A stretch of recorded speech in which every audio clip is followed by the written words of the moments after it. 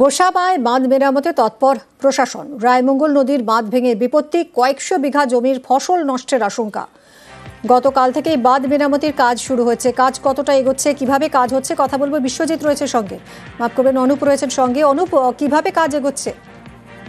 দেখো বিবি, সেচ দপ্তরের পক্ষ থেকে যেভাবে তড়িঘড়ি কাজ শুরু করেছিল, কিন্তু এই যে জোয়ার আসা, কিন্তু তারা সমস্যার মধ্যে পড়েছিল। গত বুধবার কিন্তু দক্ষিণ 24 পরগনা গোসাবা ব্লকের রায়মঙ্গল নদীর বাঁধ ভেঙে ফুলজালি গ্রামের বিস্তীর্ণ এলাকা কিন্তু জলমগ্ন হয়ে যায়। এর ফলে কিন্তু সমস্যায় পড়ে এলাকার মানুষজন। একদিকে বিঘের পর বিঘে ধানের জমি নষ্ট হয়েছে, অন্যদিকে মাছেরও ক্ষয়ক্ষতি হয়েছে এবং ঘরের মধ্যে জল ঢুকে যাওয়ায় সমস্যায় পড়ছে এলাকার মানুষজন।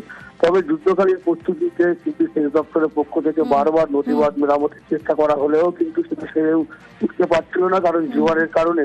তবে কিন্তু আজকে সেচ দপ্তর থেকে জানানো হয়েছে গতকাল রাত থেকে তারা কিন্তু যুদ্ধকালীন প্রস্তুতিতে বাঁধের কাজ শুরু করেছে এবং আজ সকালেও কিন্তু তারা সেই বাঁধ সম্পন্ন করবে বলে এমনই জানিয়েছেন আমাদের। এবার এই বাঁধ তারা মেরামতির কাজ। অনেক ধন্যবাদ অনুপ।